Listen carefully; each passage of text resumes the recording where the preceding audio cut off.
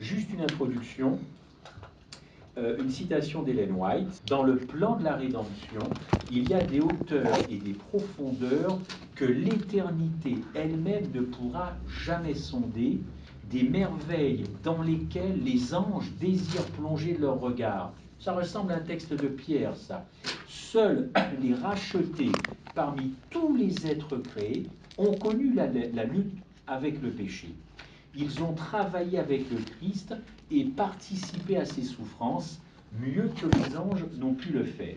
Question d'Ellen White, n'aurait-il aucun témoignage à rendre à la science de la rédemption? C'est une question qu'Ellen White nous pose. N'y aurait-il aucun témoignage à rendre à la science de la rédemption? Alors c'est vrai que vous et moi, on entend souvent dire que nous devons rendre, en tant que chrétiens adventistes, un bon témoignage, n'est-ce pas? Donc, il faut rendre un bon témoignage auprès de nos proches, auprès de nos collègues, à l'église, en famille, avec les enfants, et que témoignage à la fois dans nos actes et dans notre comportement. Tout est juste.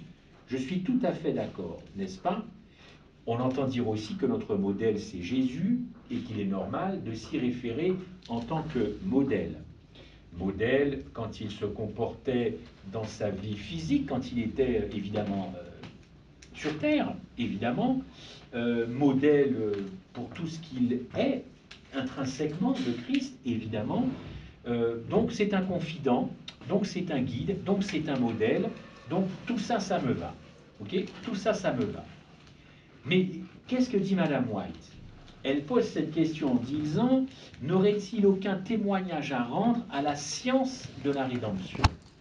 Bien sûr que Ellen White a écrit sur la vie chrétienne pratique, et c'est là qu'on doit rendre un bon témoignage. Mais là, elle ne nous interpelle pas là-dessus. Elle nous dit, mais quel témoignage vous rendez à la science de la rédemption? C'est pas la même chose. Donc la science de la rédemption, c'est le plan de la rédemption. Ça va donc de l'incarnation jusqu'à la résurrection. C'est tout ça le plan de la rédemption. Et bien au-delà, puisqu'on sait que Christ revient, il revient chercher son peuple. Alors la rédemption, elle est acquise par Christ à la croix, mais évidemment, c'est quand même une période assez large. Il y a quand même beaucoup de choses à dire dans la science de la rédemption. Alors, moi je vais me focaliser sur ce qui s'est passé il y a un peu plus de 2000 ans sur cette colline de Jérusalem que l'on appelle le crâne, Golgotha. Pourquoi? Parce qu'il existe depuis très longtemps dans le christianisme en général différentes théories de ce qui s'est passé à la croix. Si vous tapez, rien que sur Google, théorie de l'expiation, vous allez arriver sur un site qui s'appelle God Question. C'est écrit en anglais, mais voilà. Et vous allez voir le nombre de théories sur l'expiation. C'est-à-dire, en gros, l'expiation, c'est le fait de racheter la faute d'une personne, de la prendre à son compte. Je vais beaucoup vulgariser pour me faire comprendre, mais ça n'entachera en rien, en tout cas, la profondeur de ce sujet. Donc, il existe depuis très longtemps plusieurs théories de l'expiation, n'est-ce pas? C'est-à-dire ce que Christ a réellement fait à la croix. Depuis le Moyen Âge jusqu'à cet après-midi, et dans l'enseignement moderne adventiste, il y a une théorie majeure qui s'est imposée, on l'appelle la théorie de l'influence morale. Je regrette que beaucoup parmi nous, peut-être vous, mais je vous aime, donc ce n'est pas une critique, ne connaissent pas cette théorie parce que simplement, elle fait partie de votre vie. Moi, elle n'en fait plus partie parce que j'ai découvert à un moment ce qu'était le réel évangile à travers un message. C'est ce message qui guide la sentinelle des temps, le message de 1888 sur la justification par la foi, tel que John C. Wagoner l'ont donné à cette conférence. Depuis, j'ai quitté la sphère de cette théorie dite de l'influence morale pour, je le crois, je le pense en tout cas, aller véritablement sur ce qui s'est passé à la croix. Ça peut secouer, ça va secouer, mais c'est tout à fait normal parce qu'encore une fois, nous devons rester, comme dit Ellen White, sur la plateforme de la vérité. Alors, qu'est-ce que c'est que cette théorie? D'ailleurs, on y viendra, et évidemment avec beaucoup de bases d'écriture. Hein. Je n'ai pas inventé cette théorie, parce que cette théorie, elle s'est imposée, comme je vous l'ai dit, dans le christianisme, et depuis des décennies, la substitution, c'est-à-dire le fait que Christ ait pris notre place, l'expiation, la malédiction, toutes ces choses qui sont ultra-bibliques, elles sont systématiquement attaquées. Systématiquement attaquées, eh bien, par tous ceux qui sont enseignants.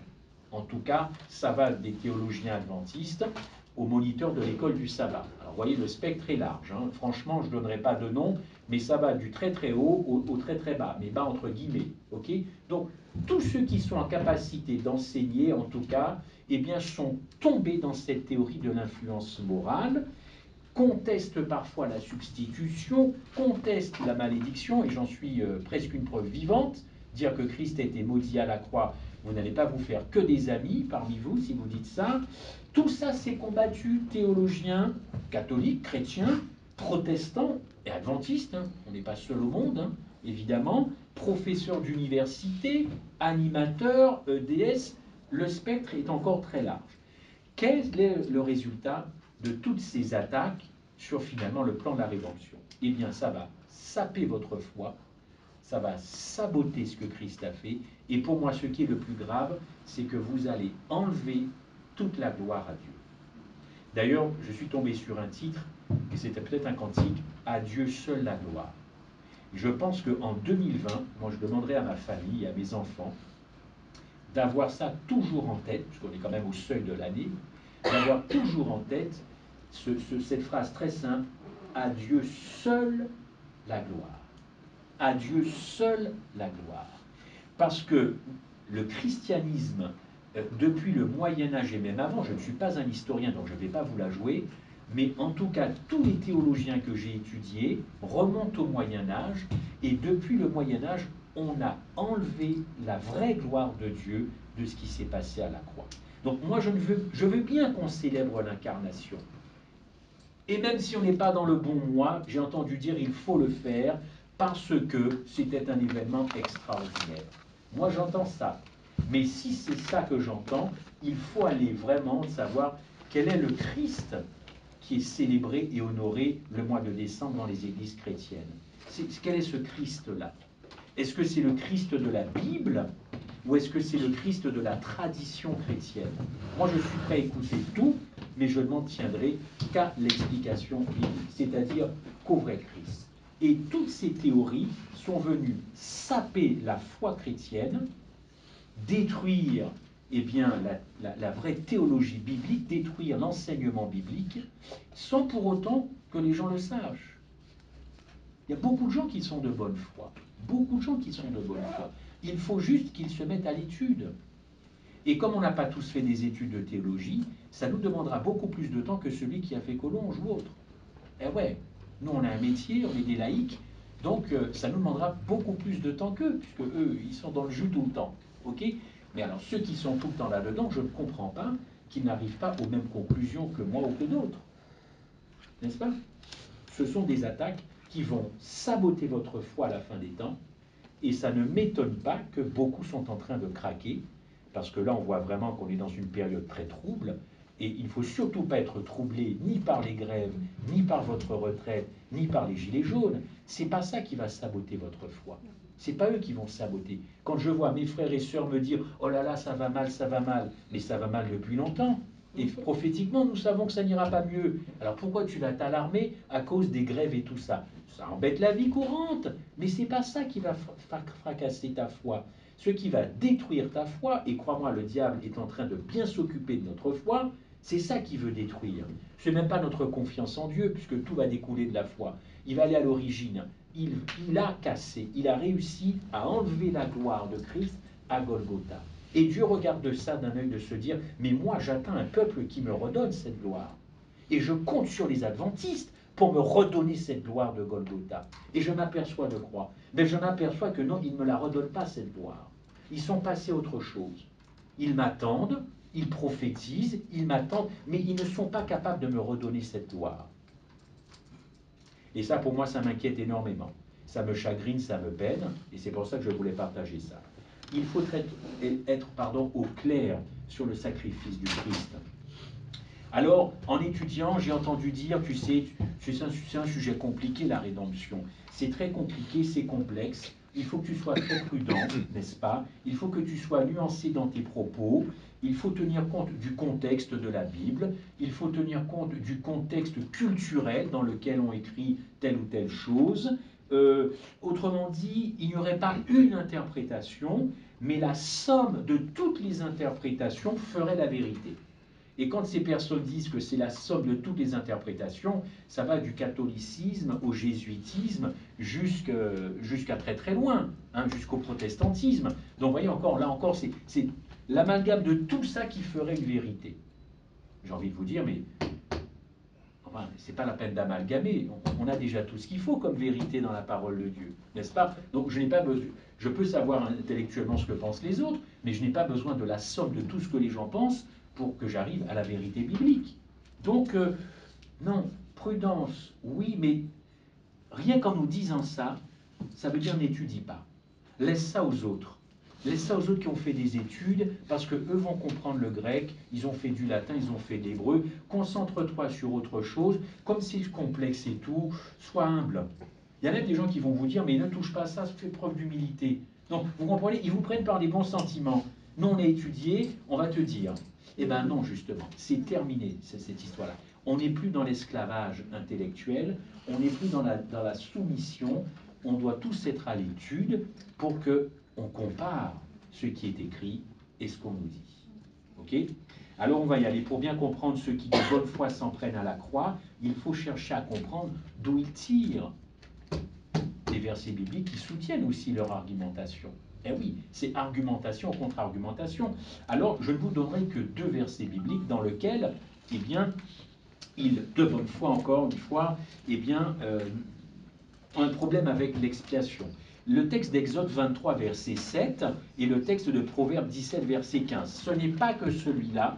J'ai beaucoup de versets à vous donner, donc n'hésitez pas à prendre des références, et on peut en discuter plus tard. Le premier texte, Exode 23, verset 7, je le lis. Tu ne prononceras pas de sentence inique et tu ne feras pas mourir. Ah non, alors ça n'a pas du tout là, c'est fermé là. Bon, ben laisse tomber l'enregistrement, trop tard. Ça vient de s'éteindre. Ben, je ne sais pas ce qui se passe. Il est branché ou pas? C'est branché, mais ça clignote. Je sais pas pourquoi. Non, parce que là, il est fermé le clapet. Ah. Il est vraiment fermé le clapet. Merci Clément, si tu as aperçu ça, mais. Non, oui. referme le clapet. Ça vient d'arriver. Et rouvre. Bon, je crois que je vais me séparer de cette caméra qui ne joue que des tours et qui est neuve d'ailleurs. Ouais, ça vient de se fermer en fait. Ça vient de se fermer. La batterie est super chargée. Bon, ben vous voyez, il est écrit que. Donc j'éteins. Bah, ça ne marche pas, c'est pas la peine. Hein. Je vais en racheter une autre, je ne sais pas. Si, c'est reparti là. C'est reparti? C'est reparti. 4 secondes, 5 secondes, c'est reparti là. Bon, bah, je sais plus. Comme je ne sais pas faire le montage, bon. Advienne que pourra. Advienne Là, il que tourne. pourra. On a 15 secondes déjà. Bon. Bah écoutez, c'est pas grave, c'est pas grave. Que ça tourne ou pas. Voilà. Ok, donc, Exode 23, verset 7. Tu ne prononceras point de sentence inique et tu ne feras pas mourir l'innocent et le juste pour le coupable, car je n'absoudrai pas le coupable. Ok? C'est Dieu qui dit ça. Et dans Proverbe, celui qui absout le coupable, c'est-à-dire celui qui innocente quelqu'un de coupable, eh bien, et qui condamne le juste, tous deux sont en abomination à l'Éternel. Juste 2 versets. Qu'est-ce que ces versets sont en train de nous dire? Ils sont en train de nous dire comment Dieu a-t-il pu envoyer. Bonjour à tous. Comment Dieu a-t-il pu envoyer mourir un innocent à la place des coupables? C'est ce que ces 2 versets sont en train de nous dire. Comment Dieu a-t-il voulu la mort de Jésus, le saint, n'est-ce pas, l'innocent, avec un I majuscule, pour sauver les coupables? Comment Dieu a-t-il pu envisager ça? Et je rajouterai, même au nom du péché, Comment a-t-il pu sacrifier un innocent pour des coupables? Dans la justice humaine, c'est un scandale monumental. Si vous accusez quelqu'un à la place d'un innocent, c'est fini. Aucun tribunal ne peut fonctionner comme ça. A fortiori, comment Dieu peut-il envoyer mourir un innocent pour sauver des coupables? Même s'il est question d'amour ou de péché, la Bible est très très claire, Dieu le dit lui-même, tu ne peux pas prononcer une sentence inique et tu ne peux pas faire mourir l'innocent pour le coupable, car je n'absoudrai pas le coupable. Ok? Alors, comment voulez-vous, ces mêmes personnes, sur la base de ces deux versets, comment voulez-vous, disent-ils, amener des gens au christianisme avec une telle conception que Dieu a réclamé le sang d'un innocent, Jésus, pour apaiser sa colère? C'est pas possible. Vous ne pouvez pas amener des gens à l'évangile en disant que Dieu est colérique et qu'il réclame le sang d'un innocent. Allez dire ça dans la ville de Sèvres où vous habitez, c'est pas possible, ça ne colle pas. Et vous n'attirerez jamais des gens au christianisme, ou alors vous allez leur donner 15 études bibliques, vous allez les baptiser, et puis après vous allez les perdre. Parce qu'il n'y a aucun fondement, ils vont s'apercevoir, parce qu'ils vont être baladés un petit peu partout, qu'il y a des choses qui ne tiennent pas. Je dis au passage qu'on trouve le mot colère, courroux, fureur, indignation et rage, un peu des synonymes de colère, plus de 600 fois dans la Bible. Donc il y a plus de 600 références bibliques qui concernent ces mots-là, courroux, fureur, indignation et rage, n'est-ce pas? Alors, encore une fois, comment on va concilier cette image d'un Dieu colérique, d'un Dieu juge sévère qui exerce son courroux, en ordonnant notamment des châtiments dans l'Ancien Testament? Je vous donne un verset, retenez-le rapidement, Deutéronome 25, 12. Lorsque deux hommes se querellent ensemble, l'un avec l'autre, si la femme de l'un s'approche pour délivrer son mari de la main de celui qui le frappe, si elle avance la main et saisit ce dernier par les parties honteuses, tu lui couperas la main, tu ne jeteras sur elle aucun regard de pitié. Comme ça, c'est radical. Couper les parties intimes quand deux hommes se querellent. Et comment je vais pouvoir faire le même parallèle avec ce Dieu miséricordieux dans Exode 20, verset 6? Vous connaissez ce verset. Dieu qui fait miséricorde jusqu'en 1000 générations à ceux qui m'aiment et qui gardent mes commandements. Comment je peux concilier ce fameux Dieu de l'Ancien Testament avec ce Dieu du Nouveau Testament, d'ailleurs qui est le même, et qui rajoute en Nombre 14, verset 19, « Je pardonne l'iniquité de ce peuple selon la grandeur de ma miséricorde. » Mais à côté de ça, j'autorise qu'une femme coupe les parties intimes quand le mari se bagarre avec un autre homme, et toutes les autres sentences du Nouveau Testament. Comment on va concilier ça? Et d'ailleurs, ce sont ceux qui attaquent la croix qui vous disent, ben voilà, vous êtes devant une évidence, il va falloir trouver une solution à ça. Jésus n'a-t-il pas déclaré lui-même, le Père lui-même vous aime? Alors comment Dieu peut envoyer un innocent pour des coupables et le Père lui-même vous aime directement? Le Père aime l'homme, sa création. C'est Jean 16, verset 27. Pourquoi Dieu aurait-il eu besoin de faire mourir son Fils? Les questions que je suis en train de partager avec vous, permettez-moi de vous dire, les amis, c'est que si vous allez poser directement ce type de questions à certaines personnes, vous allez découvrir des choses. C'est quand même, si tant est que ces personnes veuillent vous répondre. Si vous saviez ce que les gens ont dans la tête et dans le cœur, vous seriez détruit dans votre foi. Si vous n'étudiez pas, vous seriez détruit. Moi, j'ai rencontré des gens en charge de communautés qui ne croient pas à la substitution. Clairement, Dieu aurait pu ne pas envoyer son Fils, Jésus aurait pu ne pas mourir, finalement, et que la croix, on va voir ce que c'est dans quelques minutes. Donc, ils ne diront ça jamais comme ça dans votre communauté, mais personnellement, ils ont été nourris et biberonnés à une certaine théologie. Et ça, c'est grave pour moi. C'est grave. Je vous propose d'étudier la question, car dans l'Église, effectivement, l'Église chrétienne, protestante, adventiste, il y a plusieurs interprétations de la mort de Jésus à la croix, et pour être très précis, il y a beaucoup de gens parmi nous qui croient que la mort de Jésus n'était pas indispensable, que Dieu aurait pu se passer d'envoyer Jésus-Christ.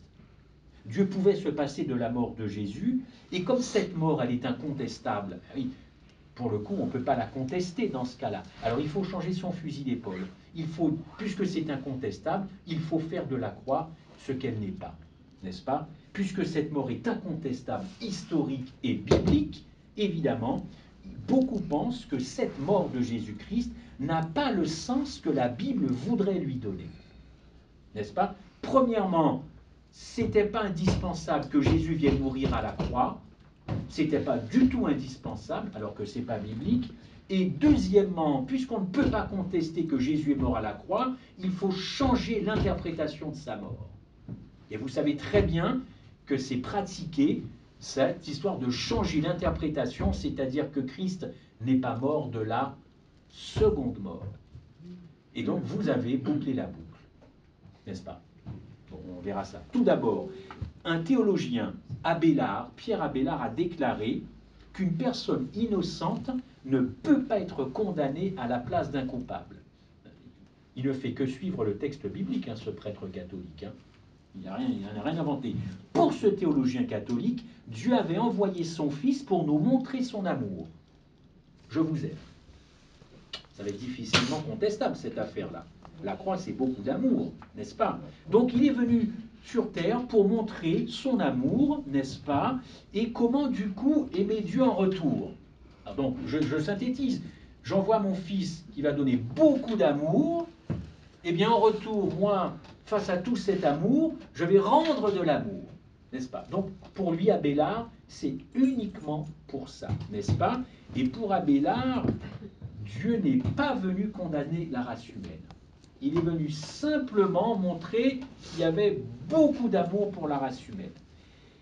Cette conception de la croix, n'est-ce pas?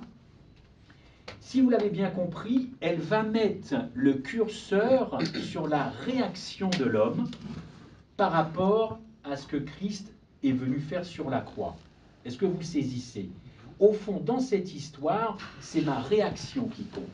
C'est ma réaction à tant d'amour. C'est comme si vous êtes l'été sur la plage, vous prenez une immense vague comme ça, elle vous chamboule là, sur le bord du sable, là, vous allez près, et puis après elle vous ramène, hein, vous connaissez ce phénomène, elle vous ramène. Donc c'est ma réaction à tant d'amour, finalement, qui est le plus important.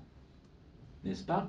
Et bien cette conception, elle place l'accent sur la réaction de l'individu, cela comme conséquence de laisser penser que c'est finalement par son propre amour pour ce Jésus sacrifié, n'est-ce pas, que l'homme pécheur est pardonné. Est-ce que vous saisissez qu'on déplace le curseur? C'est-à-dire, c'est mon amour pour ce qui a été fait qui fait que je suis pardonné. Et ce n'est pas ce que Christ a fait, lui, qui te pardonne. C'est ta réponse qui te pardonne. Vous saisissez un peu la nuance ou pas? J'espère. Parce que ça voudrait dire que quelqu'un qui n'a aucun retour d'amour pour ce que Christ a fait, il n'est pas pardonné. Ben moi, je croyais que Golgotha, ce n'était que du pardon. Alors, il faudrait accepter ça pour être pardonné. Ce n'est pas biblique, cette affaire-là. Je ne parle pas de salut. Hein. Je ne parle absolument pas de vie éternelle. Hein. Je suis pour l'instant uniquement sur le pardon. Autrement dit, à l'échelle humaine et dans un couple, si ma femme me fait quelque chose, donc je vais attendre qu'elle me demande pardon pour lui pardonner. C'est ça l'agapé biblique, alors. C'est ça être chrétien. J'attends d'abord qu'elle fasse le premier pas, et puis comme elle a fait le premier pas, c'est très important pour mon ego, là je vais pouvoir lui pardonner. C'est pas biblique cette affaire-là. Nous devrions pardonner avant même que les autres nous demandent pardon, si c'est le cas. Donc, cette affaire-là place la réaction de l'individu et au fond, Abélard veut faire comprendre que c'est ma réponse qui compte dans l'aspect de la croix. C'est ma réponse qui compte. Non, chers amis. Martin Luther, que les protestants mettent sur un piédestal, n'est-ce pas? Il est allé dans ce sens-là. Et très vite, il a dû se dire, non, il y a un problème là. Hein. C'est quand même pas ma réponse qui compte. C'est Jésus qui m'offre le pardon inconditionnellement. Il efface l'ardoise de l'Éden. Il efface cette ardoise. Quand bien même je ne suis pas responsable, il a effacé l'ardoise de mes premiers parents. Et donc, Martin Luther a dit, non, il faut que je me reprenne. Et Martin Luther a dit, oui, la croix c'est de l'amour, la croix c'est du pardon, mais la justice divine doit être satisfaite. Autrement dit, l'expiation, le rachat d'une faute par quelqu'un d'autre, par la substitution pénale de Jésus-Christ, a été réalisé par le Christ. Il a bien porté mes péchés, il a bien porté ma culpabilité, et autrement dit, il a tout porté. Donc Luther s'est ressaisi parce qu'il a vu dans la croix un aspect quand même qui concerne le péché, n'est-ce pas? Un autre théologien a déclaré, un contemporain de Luther, que Jésus ne peut pas avoir été puni à cause de nous, car en lui, il n'y avait rien de punissable. Mais c'est encore biblique, puisque Jésus dit lui-même, en moi, vous ne trouverez aucune fraude, n'est-ce pas? C'est dans le malin qu'il y a de la fraude, pas de fraude en moi. Cela revenait à dire à ce théologien catholique qui s'appelle Sauquin que Jésus ne pouvait pas avoir souffert la peine pour nos péchés et que Dieu ne peut pas du coup avoir exigé un tel châtiment. Jésus n'a pas pu être notre substitut. Vous remarquez, ça remonte déjà au Moyen-Âge. Moi, j'ai entendu récemment, et si vous allez sur certains sites écouter des prédications, vous entendez que Jésus n'a pas été un substitut, que Jésus n'est pas l'agneau qui a ôté le péché. Allez sur différents sites écouter les prédications. Je suis au cœur de ce que j'entends, des chrétiens adventistes.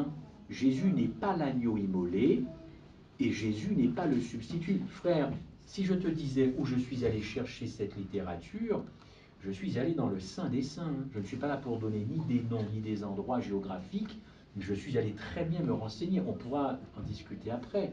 Moi, je n'organise pas une étude biblique pour inventer des prédications. Je vous donnerai mes sources. Moi, je suis journaliste. Je donne toujours mes sources. Ok? Alors, vous pourrez tout à fait vérifier tout ça. Ok? Donc, Sauquin, Abélard, Martin Luther, attention à la croix qu'on vous propose. La seule qui vaille, c'est celle de la Bible. Donc, je poursuis. Pour un anglican Moerby, le sacrifice de Jésus est à placer uniquement dans le cadre de l'amour de Dieu, et donc finalement, la croix, c'est que de l'amour. Ça rejoint ce que dit Abélard et les autres. C'est que de l'amour. D'ailleurs, c'était même une expression, il y a une époque, c'est que de l'amour.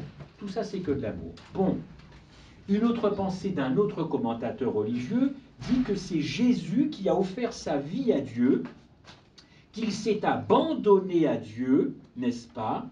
Et que la mort de Jésus à la croix, c'est l'apogée naturelle de son abandon.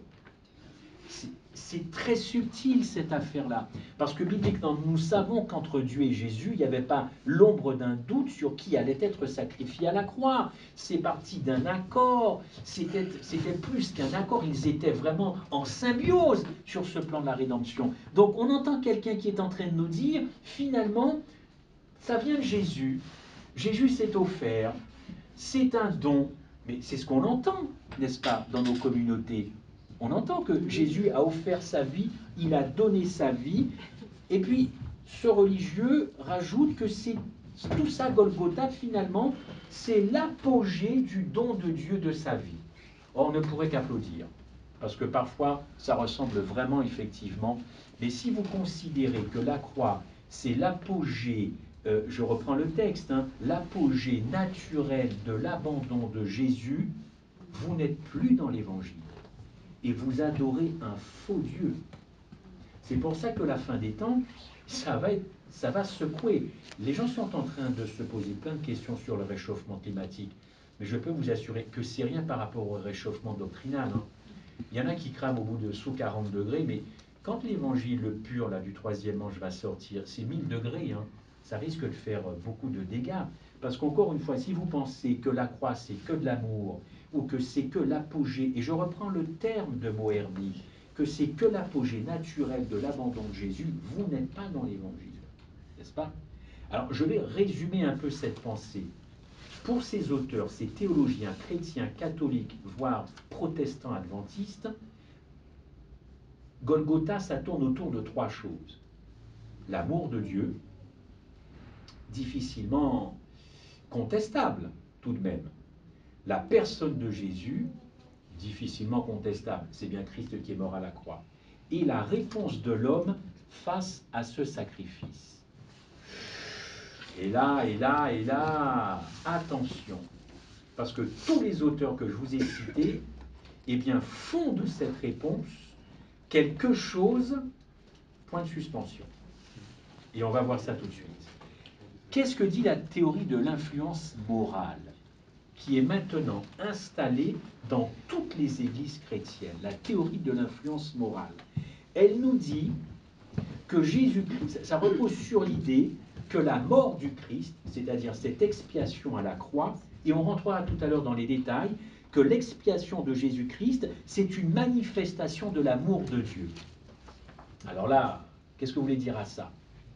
Et ça adoucit le cœur de l'homme et ça le pousse à la repentance. On pourrait se dire que jusque-là, c'est pas tout à fait faux cette affaire-là, n'est-ce pas? Les partisans de cette théorie croient que l'homme est spirituellement malade, qu'il a besoin d'aide et qu'il est poussé à accepter le pardon de Dieu en voyant tout l'amour que Jésus-Christ a eu pour lui. C'est juste, n'est-ce pas? Et ouais, tout ça c'est juste, parce que ça je l'entends prêcher chaque samedi, je l'entends dans toutes les classes de l'école du sabbat, n'est-ce pas? Donc c'est difficilement contestable bibliquement, n'est-ce pas? Ils pensent, les partisans de cette théorie de l'influence morale, ils pensent que Christ est mort pour manifester l'amour de Dieu envers l'homme. Why? Comment se sortir de cette affirmation qui est somme toute biblique, Jean 3,16, n'est-ce pas? Eh bien, que Dieu a envoyé son Fils pour nous pousser à la repentance et nous faire changer de comportement.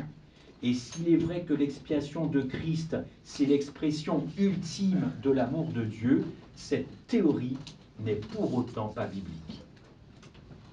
C'est pas biblique. Je vous ai dit, ça peut secouer, parce que moi-même, ça m'a vraiment secoué. Tout ce qu'on vient de dire, c'est juste, mais c'est pas biblique. En tout cas, c'est pas toute la vérité de Golgotha. Parce que cette théorie de l'influence morale, eh bien,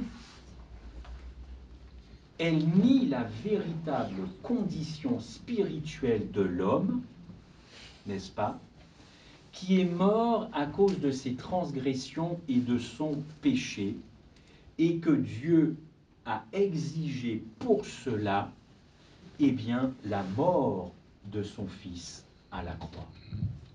Le sang doit être versé. Pardon? Le sang doit être versé. Le sang doit être versé. Donc si vous regardez la croix et que vous n'en faites qu'une histoire d'agapé, vous n'êtes pas tout à fait dans l'évangile. Parce que la croix, ce n'est pas qu'une affaire d'amour, il fallait que le sang coule à cause du péché. Et c'est là que les théologiens chrétiens, catholiques, protestants et tout ce que vous voulez ont du mal à encaisser. Ils ne veulent plus parler de cet aspect de Golgotha. Et on vous présente, partout où vous allez, uniquement l'autre aspect de Golgotha, l'amour de Dieu, le sacrifice de Jésus-Christ.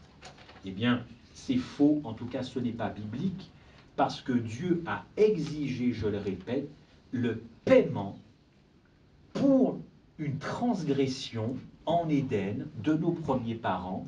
Et cette théorie de l'influence morale, elle prive Dieu de la gloire de Golgotha. Vous enlevez à Dieu ce qu'il a fait, vous lui spoliez cette affaire-là. Si vous ne voyez qu'un aspect, évidemment, et tout ce que j'ai pu dire était juste, mais c'était très incomplet par rapport à Golgotha. Alors aujourd'hui, il y a un courant qui s'appelle l'arminianisme, et je vous invite à découvrir ce que c'est que l'arminianisme. Ça vient de Jacob Arminius, un théologien hollandais, qui n'a pas supporté Jean Calvin et la prédestination. Il a écrit avec ses amis ce qu'on appelle des remontrances, on les appelle les remontrants, et point par point, il est venu apporter la contradiction à Calvin. J'ai étudié Calvin, il y a du bon, il y a vraiment du moins bon. Et dans l'arminianisme, vous retrouvez ce courant de la théorie de l'influence morale. Et vous allez comprendre pourquoi c'est maintenant largement admis, c'est largement professé, c'est largement enseigné, et ce n'est pas biblique. Et ce n'est pas biblique parce que justement John C. Wagoner, en 88, sont venus rappeler quel était le véritable évangile. Je ne vais pas vous faire plus longtemps du suspense, nous n'avons strictement rien à rajouter au plan de la rédemption. Même mon obéissance ne rajoute rien à ce que Christ a fait. Même ma sanctification ne rajoute rien à ce que Christ a fait à Golgotha. Si vous pensez que par un retour sur investissement, vous participez à votre salut, vous faites quoi que ce soit, même de minime à votre salut, vous êtes sous la théorie de l'influence morale qui vous dit que Dieu a fait sa part et que toi, tu dois faire la tienne. Si tu penses comme ça, tu enlèves toute la gloire à Dieu de ce qu'il a fait pour te racheter en envoyant son Fils. Tu lui enlèves ça, tu lui prends ça. Tu n'as pas le droit, nous n'avons pas le droit de faire cela. Donc je vais creuser un petit peu tout cela, n'est-ce pas? Alors, la justice de Dieu qui exige une rançon, comme dit l'apôtre Paul, en réponse à la transgression de la loi, ça n'intéresse pas les partisans de cet arminianisme, de ces théories de l'influence morale. C'est d'ailleurs immoral de la part de Dieu d'avoir réclamé le sang de son Fils. Oh, on ne vous dira jamais ça comme ça. On prendra beaucoup de gants, mais au fond, le cœur, c'est ce qu'il pense. Et j'ai trouvé des écrits, je vous les montrerai, je n'ai pas de problème là-dessus, des écrits qui sont tels exactement ce que je suis en train de vous dire. Alors à ce stade, vous pouvez me dire, oui mais bon, au fond tout ça, c'est pas très important, ce sont des querelles de théologiens, nous on n'a rien à faire là-dedans, ça ne compte pas. Hein.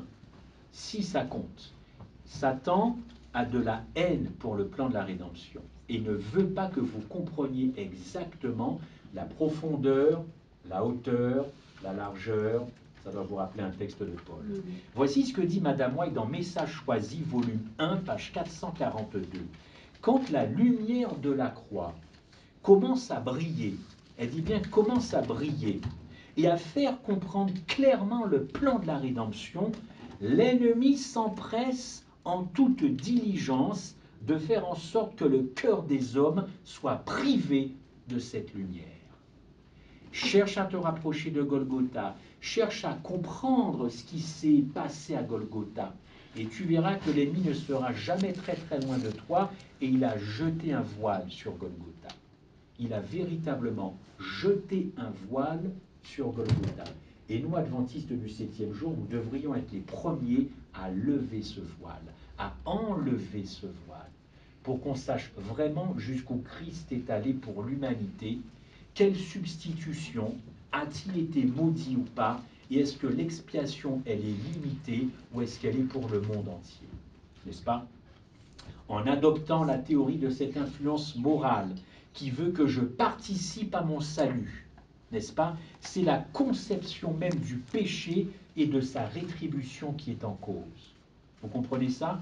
Je répète, en participant, en adoptant à cette théorie qui fait que Dieu a fait sa part, moi je fais ma part, vous participez, non seulement vous lui enlevez la gloire, mais vous touchez à la conception même du péché, justement, et de sa rétribution, parce qu'il fallait que le péché, à la croix, soit racheté. Enfin, pas le péché racheté, mais en tout cas que la faute soit rachetée. Si vous privez Golgotha de l'aspect judiciaire, du sang qui doit couler, de cette rançon qui doit être payée, et beaucoup de versets bibliques, vous êtes en train de voler quelque chose à Dieu, qui a envoyé son Fils justement pour régler le compte au péché. Et en étudiant, je me suis dit, mais tout est normal, Seigneur.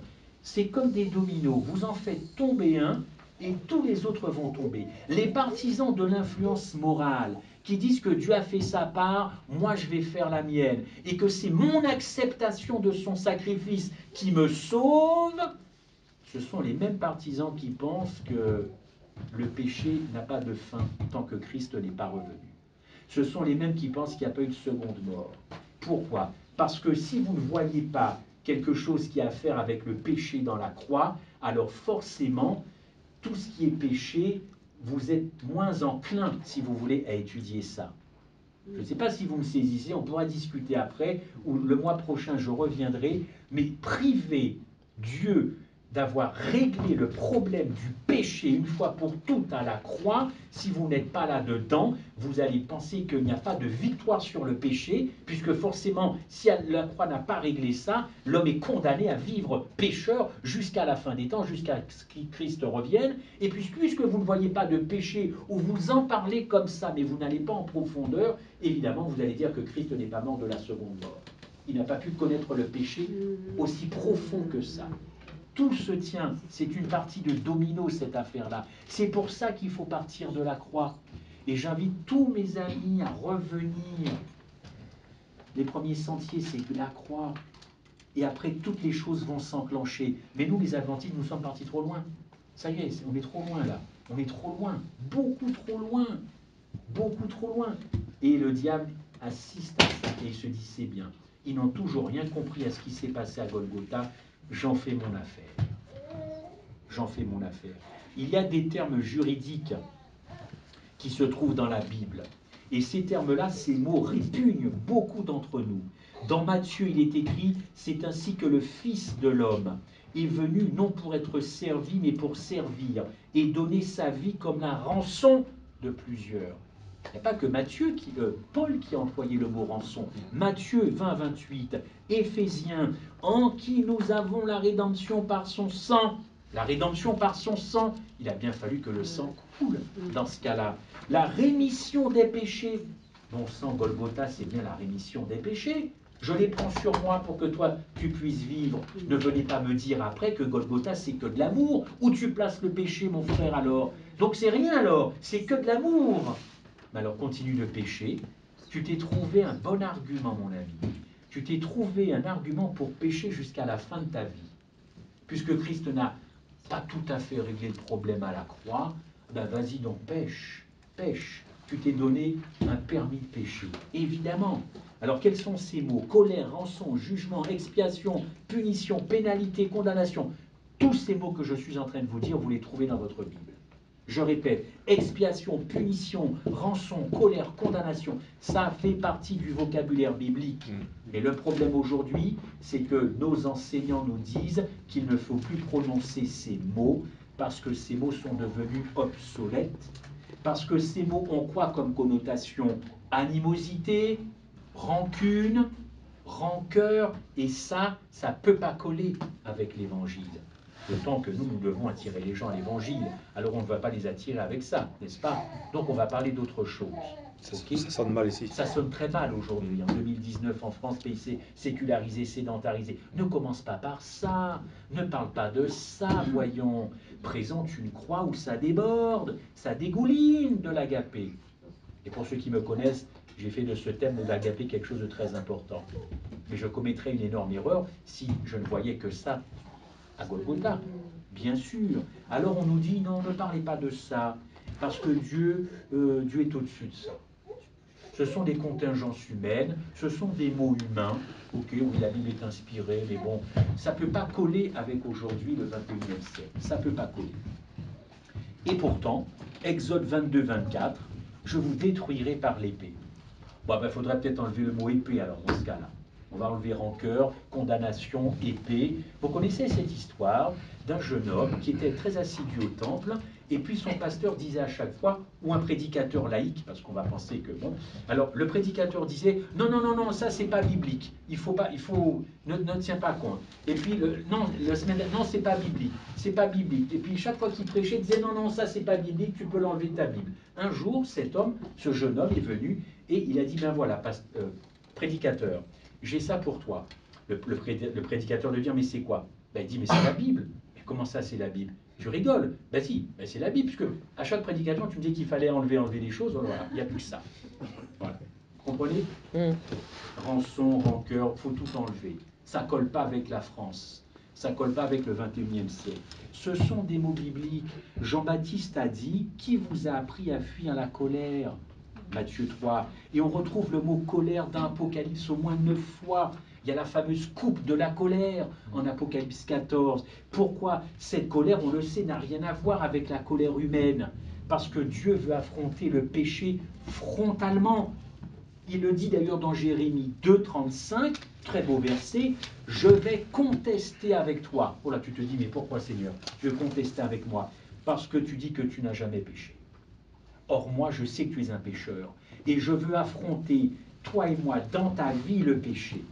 Donc, il faut employer le mot colère parce qu'il existe, parce qu'il est biblique et parce que Dieu veut régler ce problème-là. Il a commencé à Golgotha et il aimerait tellement que tu comprennes que ce qu'il a fait à Golgotha, tu peux le vivre tous les jours. Et pour bien comprendre la manière dont Dieu procède pour régler le problème du péché, il faut se pencher sur ce que Dieu a lui-même établi comme norme concernant le péché. Alors je vous invite à revoir évidemment beaucoup de textes dans l'Ancien Testament, Sophonie 1, Romains 1, 18, où on voit que Dieu ne demeure pas, je dirais, indifférent au mal. Dieu n'est pas indifférent au mal. Quand il y avait une infraction morale, Néhémie, c'est bien un texte qu'on étudie en ce moment dans l'école du sabbat, et bien quand il y avait une infraction morale, il y avait une exigence de justice. Il fallait réparation. Reprenez, vous ne m'avez pas attendu, mais tous les sacrifices quotidiens, eh bien c'était bien ça. Répare ta faute devant ma face, répare ta faute. Dieu demeure un Dieu de justice, un Dieu de jugement, un Dieu de pénalité.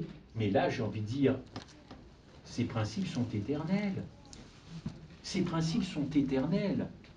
Vous retrouverez d'ailleurs ces mêmes principes dans le Nouveau Testament. On retrouve le mot tribunal sous la plume de l'apôtre Paul. Romains 10, 14. Nous comparaîtrons tous devant le tribunal. Alors ça aussi, c'est un mot qu'il faudrait que j'enlève alors. Comme c'est un mot qui dérange, comme colère, je vais enlever beaucoup de mots dans ma Bible alors.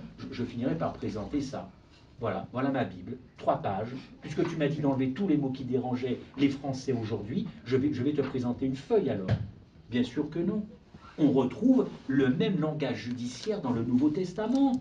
Dans le Nouveau Testament, nous trouvons aussi un Dieu qui aime la justice et qui aime l'iniquité. Psaume 47, 5, Psaume 45, 7, tu aimes la justice et tu hais la méchanceté.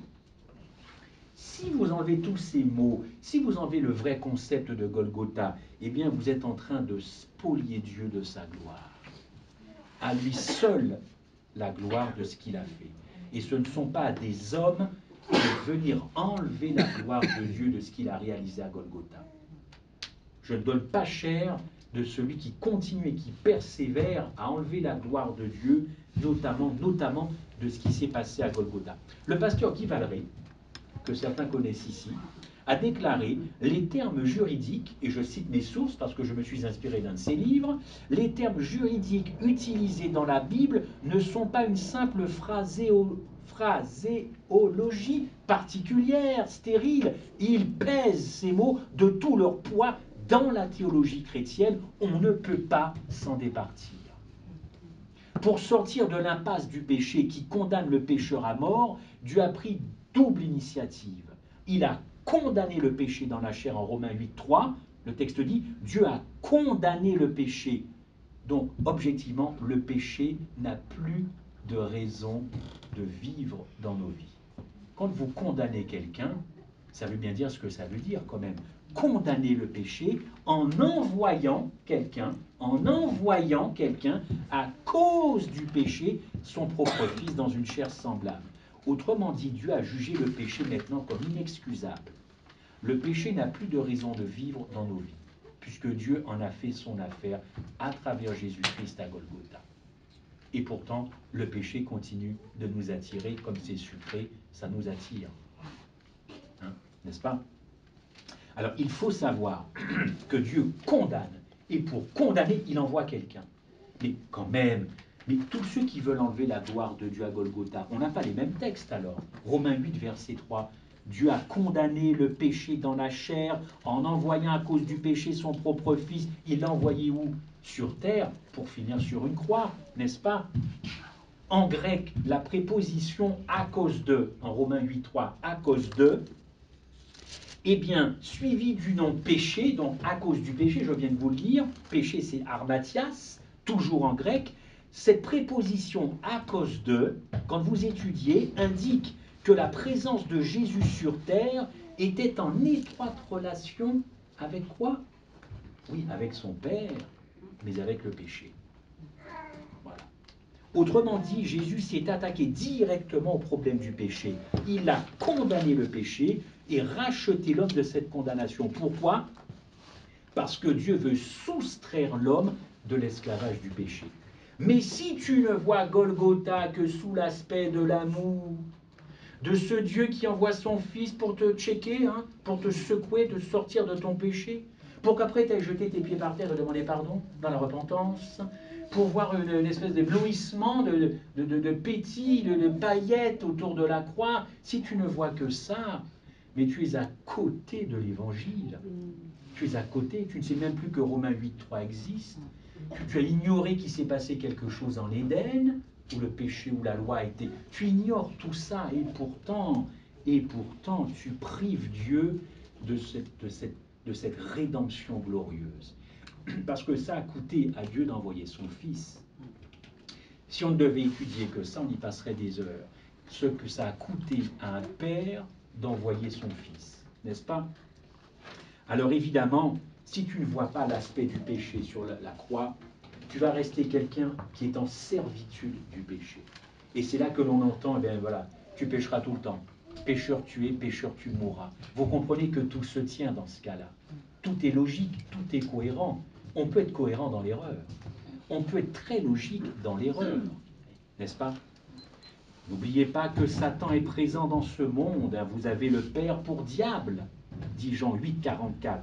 Et vous voulez accomplir les désirs de votre Père. Je vous laisse terminer la suite. Aliénation, servitude, esclavage, voilà le quotidien du pécheur. Et en traitant le problème du péché, Jésus offre son secours salutaire pour en être débarrassé. Pas pour que je m'accommode avec le péché, non, c'est pour en être débarrassé. Et je dois le dire, ils sont nombreux les théologiens adventistes, les enseignants, qui ne croient pas que le sacrifice de Jésus-Christ à la croix a le pouvoir de libérer le pécheur de la domination du péché. Et pourtant, moi qui n'ai pas fait d'études, quand on étudie l'apôtre Paul, on sait bien que la Bible dit que le péché, c'est la transgression de la loi, mais ce n'est pas qu'un acte, le péché. C'est souvent, nous, adventistes, la définition que nous donnons du péché, la transgression de la loi. Mais vous lisez un peu Paul, et vous voyez que Paul ne parle pas tout le temps de l'acte, il parle de la puissance du péché. La puissance, alors ça doit pouvoir nous parler, parce qu'on sait ce que c'est, que la puissance de quelque chose. Évidemment, si vous êtes sous cette puissance, mais c'est que vous allez en commettre des actes. Mais si vous n'êtes plus sur cette puissance, qui vous dit que vous continuerez d'en commettre des actes? N'est-ce pas? Eh bien, Jésus veut nous libérer de cela, justement. Il n'est pas venu te dire, écoute, petit adventiste, là, je vais t'aider à traverser le conflit cosmique. Hein, je vais t'aider, t'inquiète pas, je te donne la main. Allez, tiens, prends ma main, je te la donne. Et puis, on va affronter. Non, non, il n'est pas venu m'aider. Il est venu me libérer. Et regardez comme quoi ça change tout dans une conversation. Jésus, c'est qui pour toi? Ben, c'est mon aide. Jésus, c'est qui pour toi? C'est mon libérateur. Ah oui, c'est pas tout à fait la même chose, hein. Parce que dans ce qui nous attend en face, moi, j'ai pas besoin d'être aidé, j'ai besoin d'être libéré. Et comme je sais que la plus grande partie a déjà été faite à Golgotha, alors moi, le conflit cosmique, il ne me fait pas peur, dans le sens où je ne le prends pas de haut, le conflit cosmique, parce que Satan, si tu le prends de haut, tu vas voir ce qui va t'arriver. Non, mais je prends le conflit cosmique avec assurance. Et je ne panique pas dès que je vois le pape François partir quelque part. Je ne panique pas à la signature d'un accord. Ça ne me fait pas paniquer, ça. Je suis dans de bonnes mains. Amen. Comment voulez-vous que le pape, les alliés, tous ces papiers signés, ces conventions, ça devrait m'exciter le soir? Je devrais m'endormir difficilement? Mais non, ça se déroule, on y va. Mais ne nous préoccupons pas de ça. Préoccupe-toi de savoir si tu as bien compris vraiment ce que ton Sauveur a fait pour toi. Ouais, parce que c'est ça qui va faire que tu vas aimer ta femme beaucoup plus que tu ne l'aimes. C'est ça qui va faire que tu vas aimer ton mari beaucoup plus, que tu seras plus attentif à rester ensemble et à ne pas être un mari adventiste qui part tout le temps à droite à gauche et qui laisse sa femme et ses gosses à l'église toute la journée, ou inversement. Alors que c'est souvent les hommes qui sont toujours partis dans tout un tas de comités. Moi j'ai reçu des messages me disant je ne peux pas, tous mes sabbats sont pleins. Oh, mon Dieu, tous tes sabbats sont pleins. Mais comment tu fais? Tu te reposes le dimanche. Tu es un catholique. Les vrais adventistes, ce sont des catholiques. Ils se reposent le dimanche. Moi, je veux rester un adventiste et me reposer le sabbat. Et je n'ai pas besoin du dimanche pour roucouiller le matin dans mon lit. Je veux rester un adventiste du 7e jour, pas un adventiste du 8e jour. Donc si tous tes sabbats sont pleins, je te plains.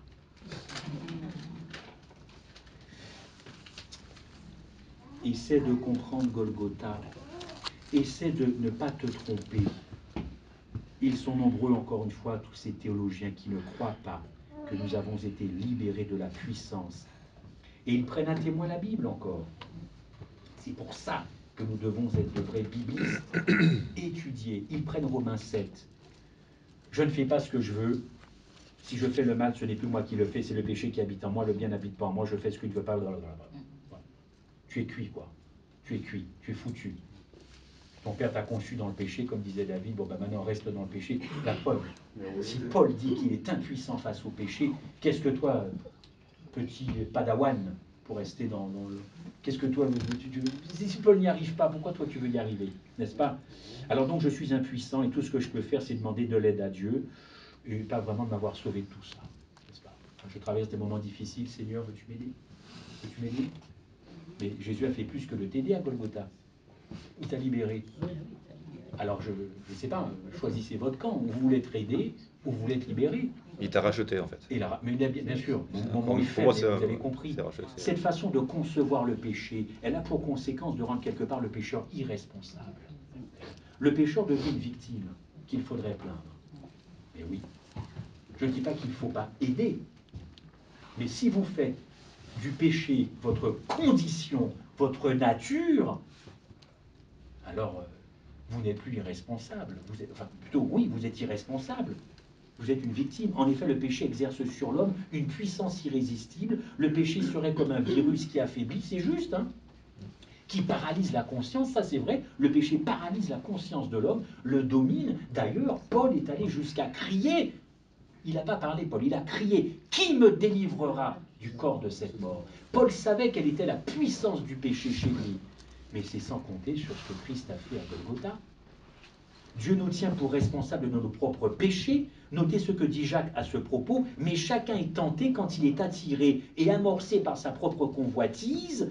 Puis la convoitise, lorsqu'elle enfante, elle a conçu, elle enfante le péché. Le péché étant consommé, produit la mort. N'est-ce pas? L'homme est responsable de ses actes.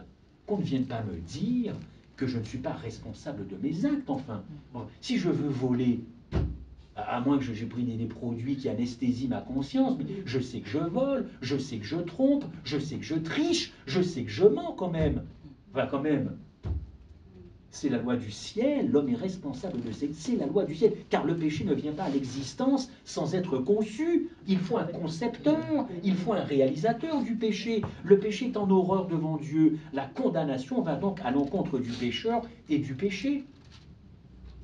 Car si la parole annoncée par des anges a eu son effet, et si toute transgression et toute désobéissance, nous dit Paul en hébreu, a reçu une juste rétribution.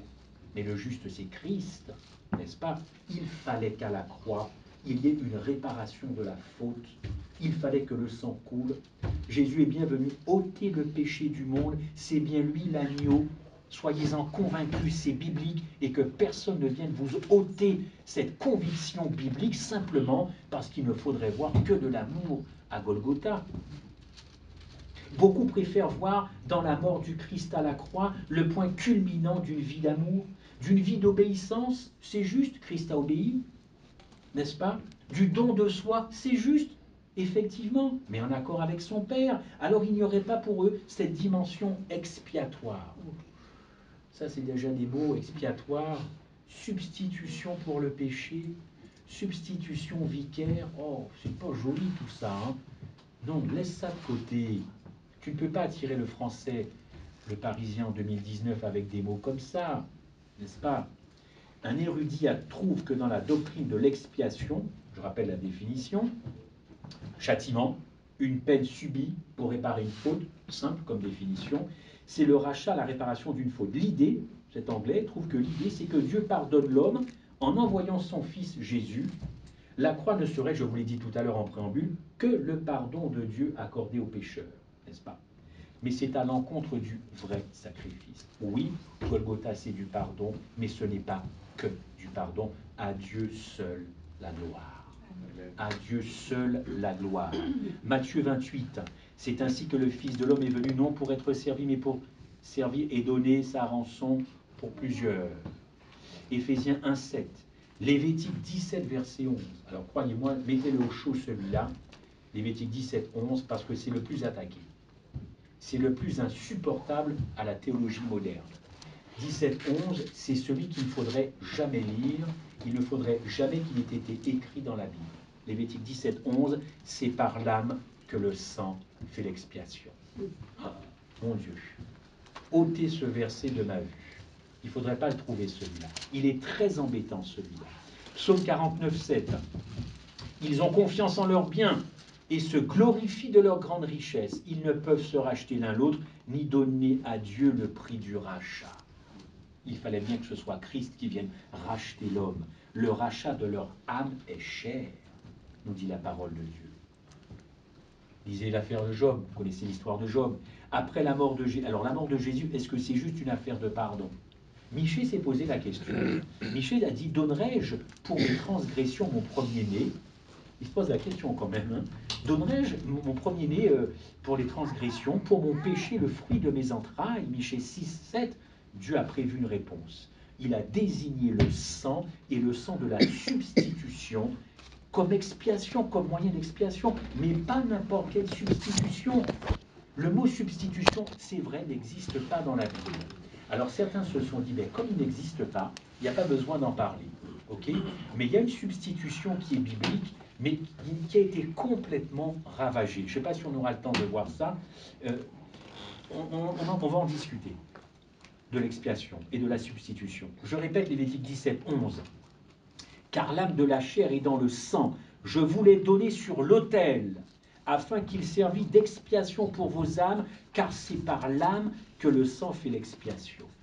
Beaucoup pensent que la mort de Jésus n'était pas indispensable. Allez les voir et posez-leur juste cette question, avec beaucoup de tact, beaucoup de douceur. Petite question tout simple. Dis-moi mon frère, dis-moi ma sœur, est-ce que pour toi, Jésus, eh bien, c'était indispensable qu'il vienne mourir sur la croix? Essayez de trouver peut-être votre formulation à vous et allez voir un petit peu les réponses. Peut-être que vous serez peut-être surpris, agréablement surpris, et tant mieux. Ça veut dire qu'on n'a pas les mêmes fréquentations. On ne rencontre pas les mêmes personnes, parce que je peux vous assurer qu'ils sont légion, ceux qui pensent que Jésus, son sacrifice n'était pas indispensable, que le sacrifice d'expiation peut être perçu comme un moyen de satisfaire un Dieu sanguinaire, qui exigerait quelque chose, un Dieu qui serait assoiffé de sang comme les dieux païens et qu'il fallait satisfaire. Le texte que je viens de vous citer, de Lévitique 17, verset 11, leur paraît intolérable, et pourtant, Dieu était satisfait que les Hébreux comprennent le système des sacrifices. C'est vrai qu'au bout d'un certain temps, il a dit en Ésaïe, bon, c'est bon, hein, la coupe est pleine, le cœur n'y est pas, tout ce que vous faites, c'est que vous tranchez. Hein, vos holocaustes, ça suffit. C'est vrai qu'il l'a dit. Mais au départ, les Hébreux ont bien compris le sens du sacrifice. Et Dieu était satisfait de cela. C'était tout à fait pédagogique et salvateur. Dieu aime quand on comprend les choses. Je trouve ça extraordinaire, n'est-ce pas? Les dieux païens qui exigeaient que le sang soit versé, c'était juste. Mais avec Dieu, c'est son propre sang qu'il a versé. C'est ça qui fait la différence. Vous ne croyez pas? Acte 20, verset 28. Prenez donc garde à vous-même et à tout le troupeau sur lequel le Saint-Esprit vous a établi évêque, pour paître l'Église du Seigneur, qu'il s'est acquise par quoi? Son propre sang. Il fallait bien que le sang coule. Dieu est miséricordieux, il est juste, mais il n'en reste pas moins que sa justice doit s'appliquer, n'est-ce pas? Vous connaissez très bien cette belle citation de Madame White, dans le bulletin de la conférence générale. La justice et la miséricorde se tenaient à distance, séparées l'une de l'autre. par un gouffre énorme. Le Seigneur, notre Rédempteur, revêtit sa divinité et notre humanité et présenta en faveur de l'homme un caractère sans tache et sans défaut. Il dressa sa croix à mi-chemin entre le ciel et la terre, et il en fit l'objet d'attractions qui, agissant dans les deux directions, rapprochaient les deux. La justice et la miséricorde se sont rencontrées. La justice se leva de son trône, élevée avec les armées du ciel, et la justice s'approcha de la croix. Là, elle vient égale à Dieu. Jésus, portant la pénalité de toute injustice à cause du péché, avec une parfaite satisfaction, la justice s'inclina avec révérence. Wow. La justice de Dieu s'est inclinée devant Jésus-Christ à Golgotha. Tu as satisfait à la loi. Tu as payé la pénalité de la loi. On dit, c'est ce que dit Madame White. Avec une parfaite satisfaction, Dieu était satisfait, mortellement satisfait de voir son Fils à la croix. Avec une parfaite satisfaction, la justice s'est inclinée en révérence à la croix et elle a dit, c'est assez. C'est assez. C'est bon. C'est bon. Et vous venez priver la croix de cet aspect-là. Vous venez priver la croix de cet aspect-là parce qu'il y a un vocabulaire qui ne vous plaît pas. C'est ça qui ne vous plaît pas. De Timothée 4, verset 8, désormais la couronne de justice m'est réservée. Le Seigneur, le juste juge, me la donnera en ce jour-là, et non seulement à moi, mais encore à tous ceux qui auront aimé son avènement. Comment voulez-vous attendre et professer le retour de Jésus-Christ si vous connaissez 10% de ce qui s'est passé à la croix? Expliquez-moi. Expliquez-moi. On ne connaît que 10%, mais on attend celui qui était sur la croix. Mais ne connaître que 10% de Golgotha, c'est ne connaître que 10% de Jésus-Christ. Et c'est 100% qui revient. Mais tu ne connais que 10% de 100%, et tu veux vivre éternellement avec 10%. Adventistes que nous sommes, on a un problème. Je connais mon sauveur, je connais que 10% de mon sauveur. Qui oserait prêcher ça? Vous allez vous faire fusiller. Je connais que 10%. Mais aujourd'hui, tout est 100%. Mais écoutez, continuons d'aller trop loin et pensons que nous avons tout réglé à Golgotha et vous allez voir que ça sera très compliqué pour nous. La référence est le bulletin de la conférence générale en 1899. Je tiens à préciser que j'ai fêté mon anniversaire récemment, mais je n'étais pas né en 1899. De nos jours, le problème du péché est présenté comme un problème psychologique. C'est un problème moral. C'est psychique. C'est psychique. Mais le péché nous sépare de Dieu. Les mots qui traduisent le péché en hébreu, ils sont très éloquents. Chata, qui veut dire dévier du droit chemin. Avon, manque d'intégrité, de rectitude. Pécha, révolte. Récha, méchant, coupable, tu t'es écarté de la loi. Hacham, trahison, infidélité. Qu'est-ce que l'hébreu est riche? Nous, on n'a qu'un pauvre petit mot. Péché. Péché. On ne sait même pas le définir. Regardez en hébreu tout ce qu'il y a. Révolte, méchant, trahison, infidélité, coupable. C'est ce que nous sommes. Mais Christ est venu régler ça à Golgotha. Sous l'Ancien Testament, les Hébreux avaient compris cela. Le retranchement de la vie d'un animal ou d'un homme comme réponse à l'exigence divine. Une réparation était faite, non pour satisfaire Dieu, mais sa justice. Sa justice. Dieu est le propriétaire de la vie. Dieu est le propriétaire du sang.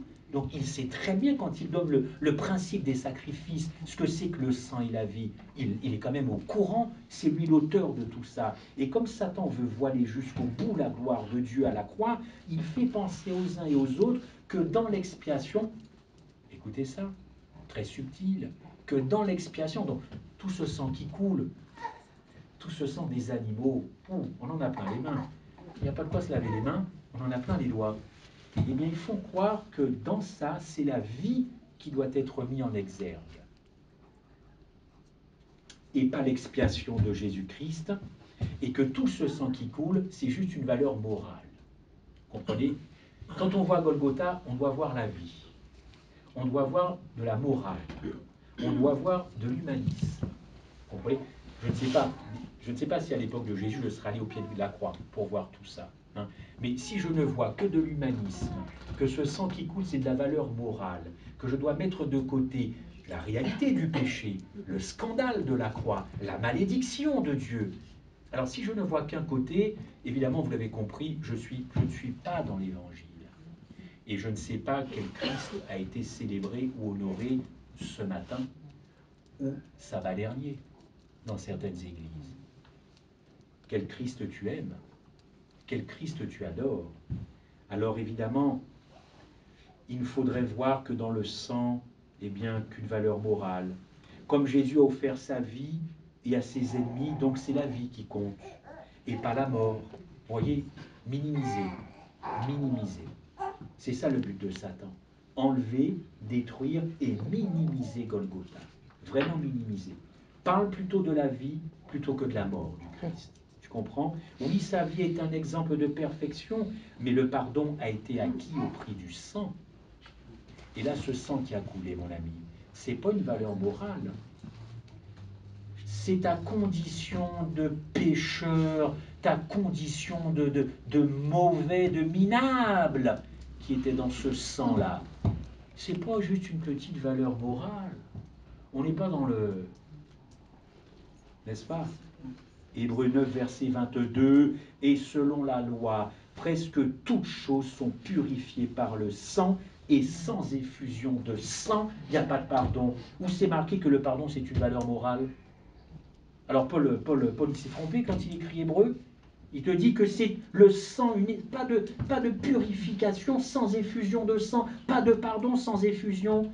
L'agneau pascal, Exode 12, l'agneau pascal, le sang sur le linteau des portes, vous échappiez à la mort. Vous connaissez cette histoire. On dit logiquement, 1 Corinthiens 5, verset 7, Christ, notre Pâque, a été immolé. Christ s'est bien offert en sacrifice, tout son être.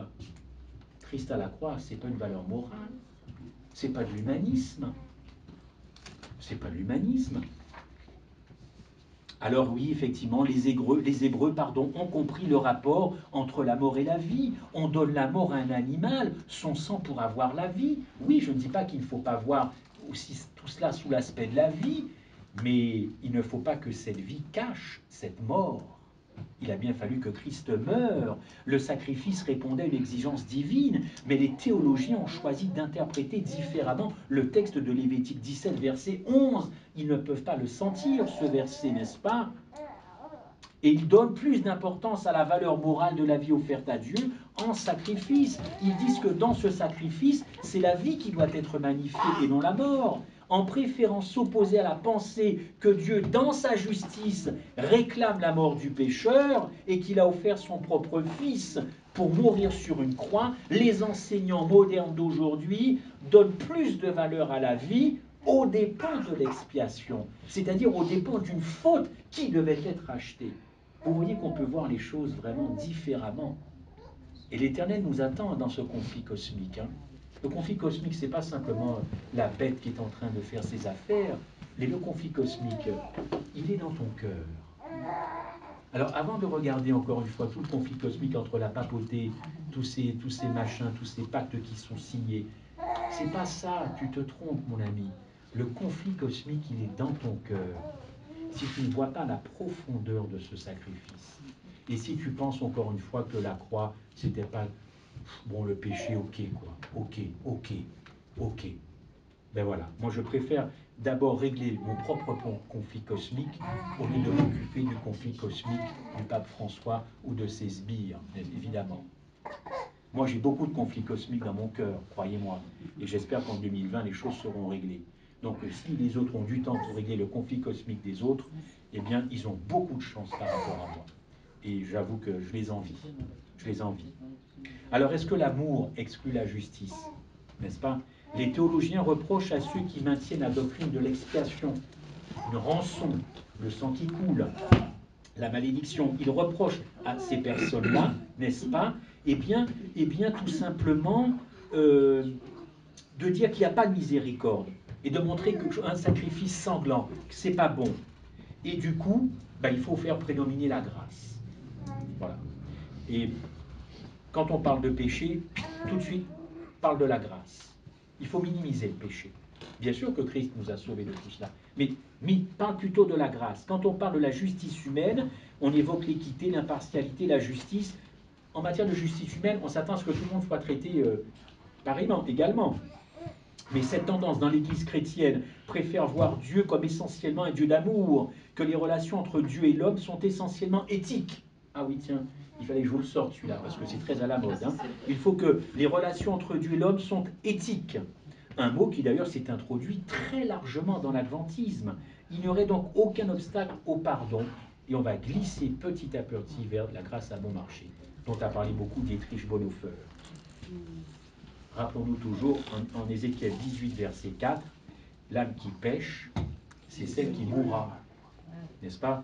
Mais tu ne mangeras pas de l'arbre de la connaissance du bien et du mal, car le jour où tu en mangeras, tu mourras. Ben oui, la mort, je vous dire, enfin, j'invente rien, la mort, ça fait partie de la vie. Galates 3,13, alors ça c'est encore autre chose, donc je reviendrai sur Galates 3. Il est 17h20, j'ai encore 25 feuilles, même pas, j'en sais rien. Le sujet est très très vaste. Je veux juste pour conclure vous lire ce que moi j'ai lu de la part des plus grandes plumes. Je ne donnerai pas de nom, je ne suis pas ici pour donner des noms, mais je ne pouvais pas ne pas étudier ce que l'on entend, par rapport à ce qui est écrit dans la Bible. Alors voici ce qu'a écrit un auteur. Non, je ne peux pas donner les noms, je les donnerai après, en privé, je ne les donne pas comme ça. L'expiation,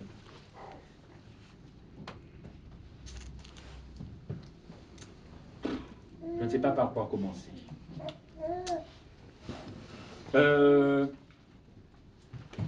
La mort, la rançon que j'ai employée. Le mot rançon, c'est une image qui vient du marché des esclaves, n'est-ce pas?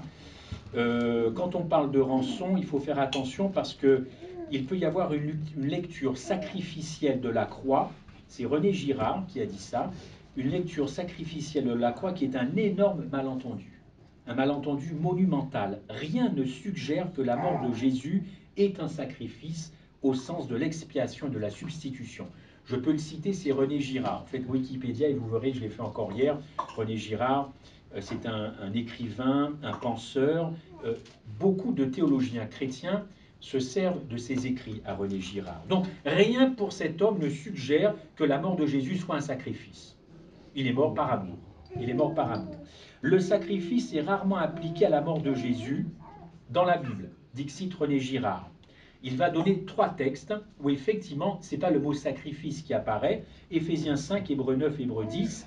Il est question, et pourtant on trouve, enfin, il dit qu'on ne le trouve pas souvent, ce mot sacrifice, mais qu'on le trouve 3 fois. Ok?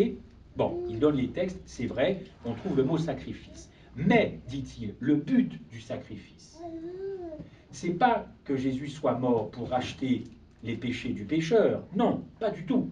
Ne croyez pas ça. Le but du sacrifice, c'est de restituer la communication entre Dieu et l'homme. C'est pas faux non plus, mais c'est pas la réalité, n'est-ce pas? Et pourtant, qu'est-ce que dit Éphésiens 5, verset 2? Marchez dans l'agapé à l'exemple du Christ qui nous a aimés et qui s'est livré lui-même pour nous comme un sacrifice, une offrande de bonne odeur. Donc, pour cet homme comme pour d'autres, ce sacrifice, c'en est pas vraiment un. Il ne faut pas le prendre comme c'est écrit dans la Bible. C'est à la fois un don, évidemment, mais c'est pour surtout rétablir une communication. Ok? J'en passe et des meilleurs sur l'expiation ou la propitiation. Alors l'expiation, vous l'avez compris, la propitiation, c'est en faveur, c'est au bénéfice de quelqu'un, puisqu'on dit que le sacrifice de Jésus est fait en propitiation pour nous. Eh bien, là, René Girard dit, attention, il ne faut pas considérer que... Il faut faire une mise au point, dit-il. L'expiation n'apparaît que 4 fois dans le Nouveau Testament, n'est-ce pas? Et que pour cet auteur-là, Dieu ne peut pas avoir livré un innocent pour des pécheurs, parce que... Alors, il joue un petit peu sur le grec, ce serait un petit peu trop long. Il dit tout simplement que Christ, c'est le moyen du pardon, c'est le moyen de la libération de l'homme pour établir la communication, et le sang qui a coulé symbolise plutôt le sang de la vie, plutôt que le sang en tant que rançon, que le péché devait être racheté en quelque sorte. C'est plutôt, encore une fois, la vie qu'il faut voir. Il dit, n'est-il pas étrange que Jésus demande à son Père de pardonner aux pécheurs si la faute des pécheurs lui ont été imputées par son Père? Autrement dit, il dit que si c'était le cas, c'est Jésus qui aurait dû être pardonné et non pas nous. Je reprends, n'est-il pas étrange, il se pose cette question, que Jésus demande à son Père de pardonner aux pécheurs? C'est vrai, Jésus a dit pardonne-leur, ils ne savent pas ce qu'ils font. Si la faute des pécheurs, pense cet homme, si la faute de vous et nous lui ont été mis sur lui, évidemment. Si c'est le cas, Jésus aurait dû demander pardon pour lui, évidemment pas pour nous. Alors il est très logique, évidemment, avec lui-même, n'est-ce pas? Mais évidemment, il passe à côté d'un certain nombre, notamment de Galates 3,13. Je ne comprends pas qu'il passe à côté de cela. Il ne supporte pas que Jésus ait été mis à mort en faveur de la race humaine, en faveur des pécheurs. Et d'ailleurs, René Girard s'est beaucoup inspiré de Sesboué, qui est un catholique jésuite. Alors la majorité de nos théologiens adventistes et protestants, regardez, lisez leurs livres, et dans les références, ils réfèrent énormément à Sesboué. Et je suis allé voir ce que pense Sesboué. Évidemment, pour Sesboué, tout ce que je viens de vous dire, c'est hors cadre, hors sujet. Golgotha, il n'y a pas de sang, enfin c'est que la vie, c'est que l'amour. Hein.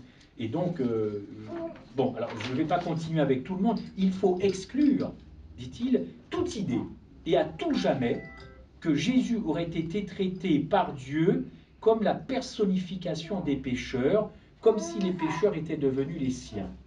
C'est toute la théologie de l'apôtre Paul qui tombe dans ce cas-là. C'est toute la Bible qui tombe. Surtout, ne considérez pas que vos péchés ont été portés par le Christ. Donc, Jésus, pour Girard, n'est pas le substitut de la race humaine. Ce n'est pas le substitut de la race humaine.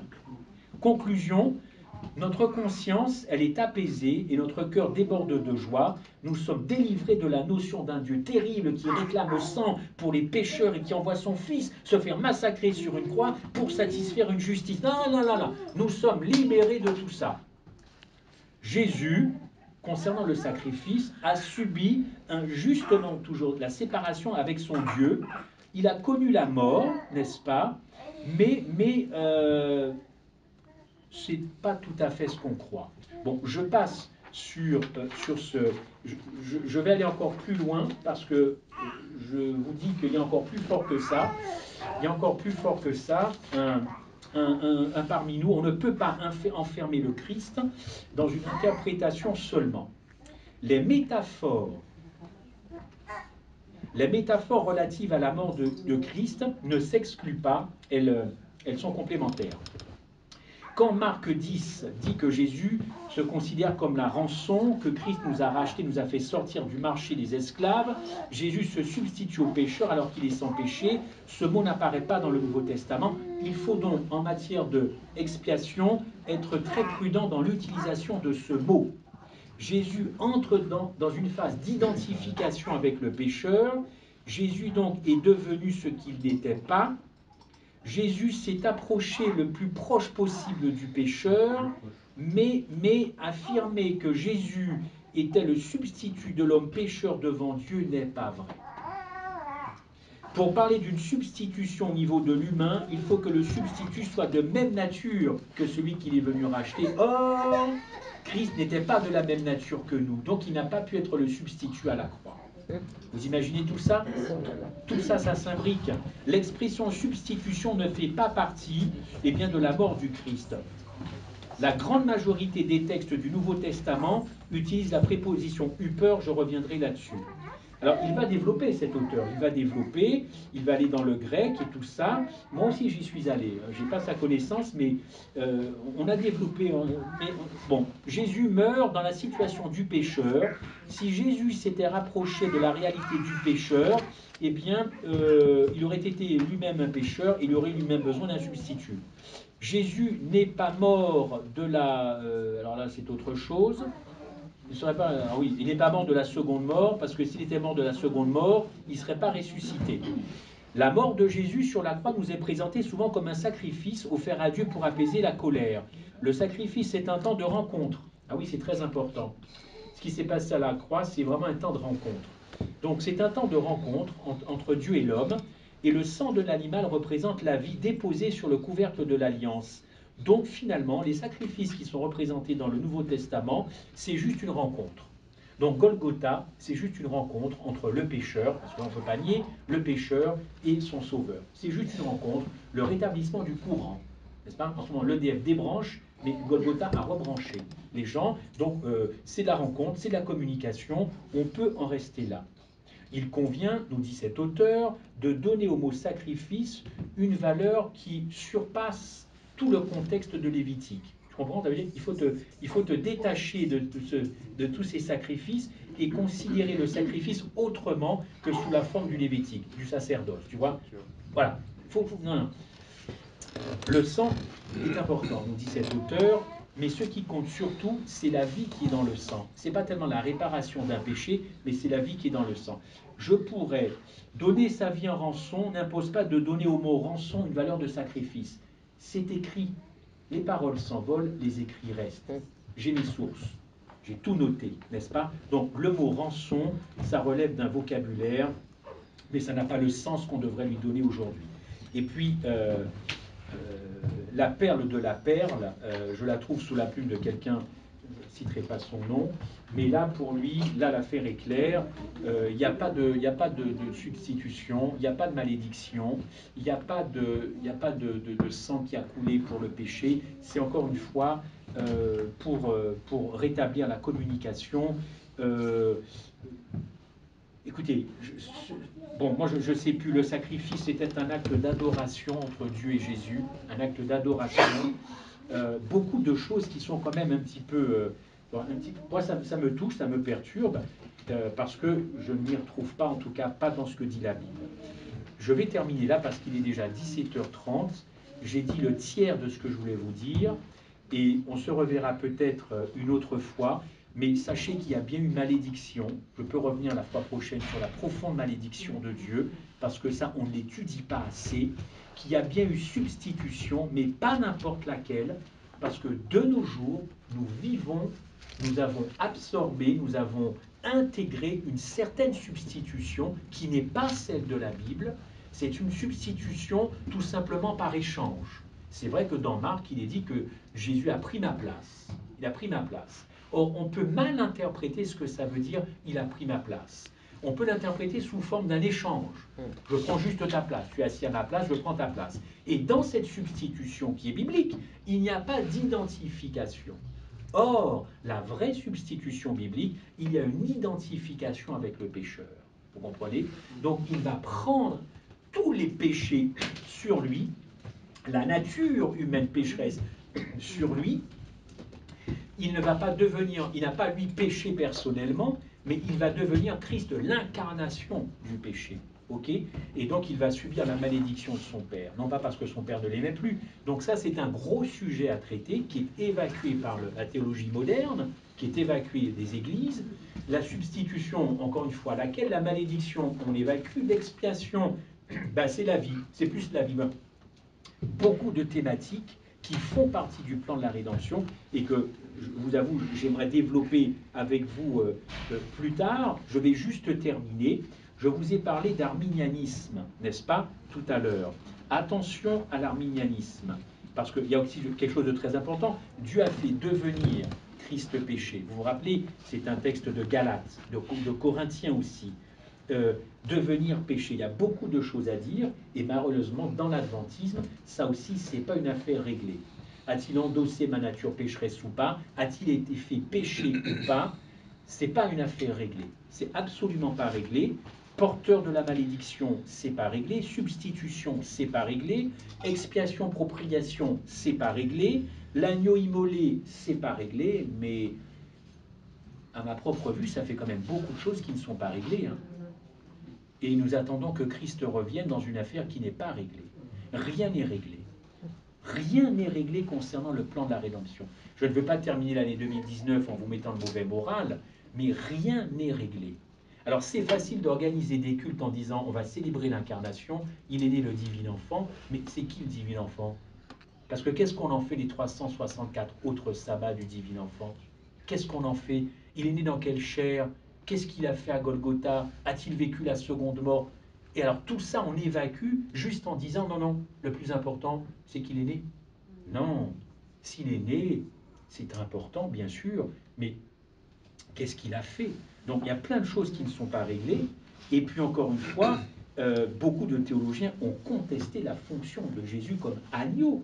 comme agneau, en disant que l'interprétation de 1 Jean verset 29 est impossible, puisqu'il est question dans 1 Jean 29 que Christ est l'agneau immolé. Ils contestent l'interprétation de ce verset. Je suis stupéfait, je suis stupéfait. Alors, je voudrais juste terminer peut-être par l'arminianisme, parce qu'encore une fois, tout ce que je viens de vous dire, je reprendrai peut-être le mois prochain, si vous le voulez bien, on continuera, on avancera. L'arminianisme, eh bien, il n'est pas loin de tout ce que je viens de vous dire. Parce qu'au fond, si Christ n'a pas résolu tout cela, j'ai quand même quelque chose à faire dans le plan du salut.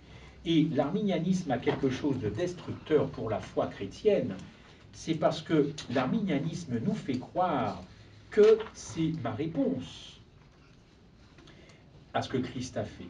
C'est mon choix, c'est ma réponse qui compte.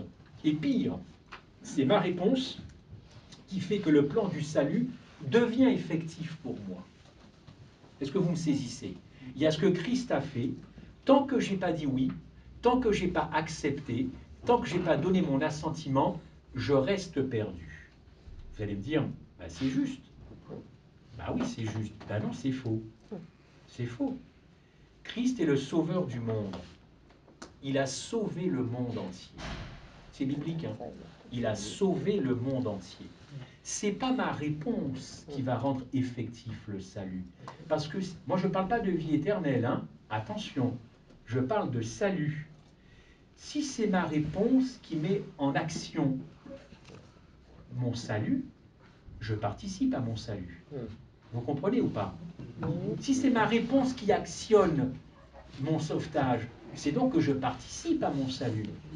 Mais qu'est-ce que Christ a fait à la croix alors? Il a fait la moitié du boulot. Il a fait sa part.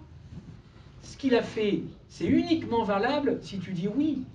Mais tu lui enlèves la gloire d'avoir fait le monde, d'avoir sauvé le monde entier.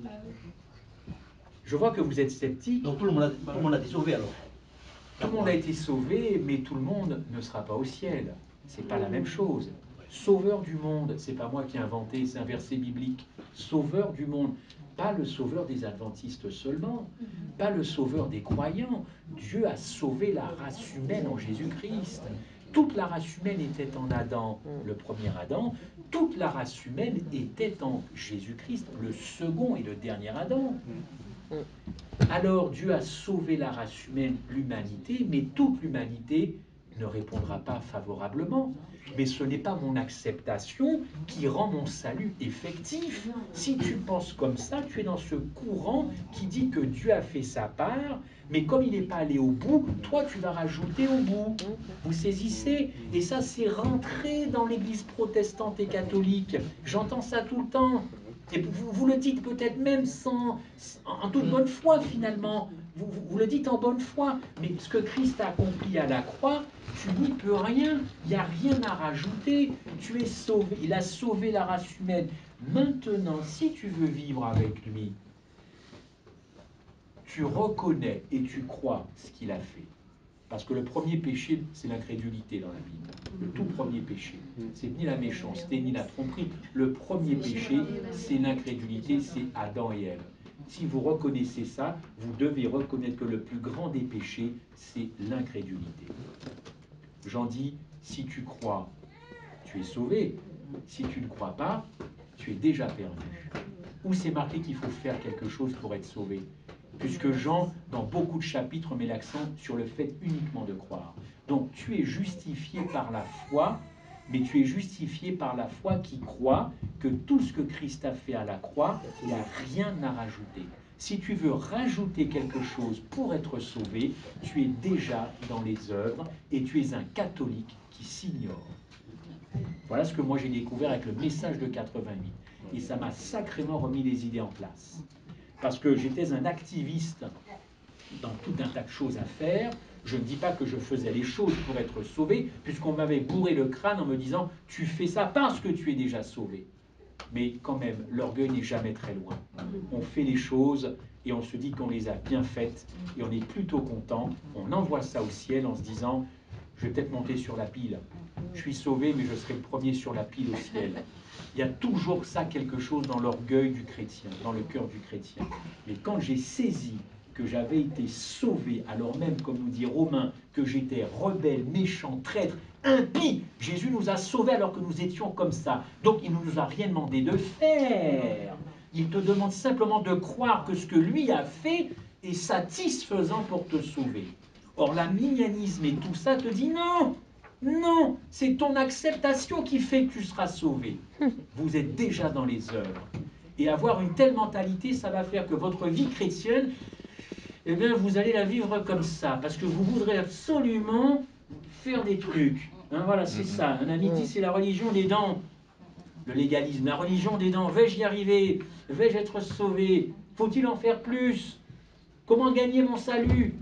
Comment être plus dans tes papiers? Comment te rendre plus heureux, Christ? Mais derrière ça, il y a une notion que je vais faire ma part aussi. Non, Christ a tout fait. Moi, ça me fait pleurer de savoir qu'il a tout fait, que je n'ai rien mérité. Tout ce que j'ai, c'est de croire à cela et de me laisser faire. Or, aujourd'hui, on veut apporter sa pierre à l'édifice du salut. Non, chers amis, ce n'est pas biblique, et Christ est venu le rappeler encore une fois en 1888. Je ne suis pas en train de vous dire, je ne suis pas en train de prêcher un salut universel pour tout le monde. Allez hop, tout le monde au ciel. C'est pas ce que je dis, je n'ai jamais dit ça. Ok? Je dis simplement, à Dieu seul soit la gloire.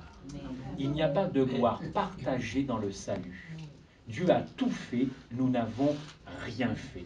Et nous ne ferons jamais rien dans ce qu'il a réalisé. Nous ne sommes pas des dieux, nous ne sommes que des créatures. Tout ce que nous avons à faire, entre guillemets, c'est de nous laisser faire et de ne plus résister et de croire à cela. Et si tu es perdu, c'est pas parce que tu n'auras pas accepté ça, c'est parce que tu n'y auras pas cru. C'est tout. Voilà. Tu n'auras pas cru à ce que Christ a fait à Golgotha pour toi. Voilà. Donc, qu'on arrête de dire j'ai accepté Christ ou j'ai refusé Christ. Non, va au plus simple. Dis que tu n'y crois pas. Dis que tu n'y crois pas. C'est pas pour toi, tu n'y crois pas. On peut y refuser, ouais. On peut y refuser. Je sais, personne. Alors, le mot accepter et refuser, manifestement, restera gravé dans le cerveau de l'Adventiste jusqu'au retour du Christ. Jean 5, 13. Refuser. Je comprends ce que tu veux dire. Je comprends. Mais avant de refuser ou d'accepter quelque chose, il faut y croire. Ça fonctionne. Ok? Parce qu'il faut y croire. Moi, si tu me dis, écoute, il y a 500 000 € qui t'attendent ce soir, porte d'Italie. C'est où je crois ou j'y crois pas. Si j'y crois, je peux t'assurer que dans 2 minutes, j'y suis. Mais j'y ai cru auparavant. Si j'y crois pas, je ne bougerai pas. Oui, il marche, il marche. Il faut croire. Oui. Si tu crois, tu es sauvé. Ensuite, ne résiste plus. Ne résiste plus. Mais on n'est pas dans les œuvres.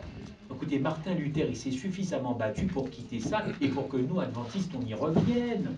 Je ne suis pas en train de vous dire aussi une vie sans sanctification, une vie les pieds comme ça, on attend que ça se passe. Ce n'est pas ce que je suis en train de vous dire. Parce que justement, quand tu as compris ça, tu n'es pas comme ça tranquille. Tu n'es pas comme ça. Mais tu as compris que tout ce que tu feras, ça n'apportera rien à ton salut. Rien du tout. Laissons à Dieu seul la gloire de ce qu'il a fait en Jésus-Christ à la croix.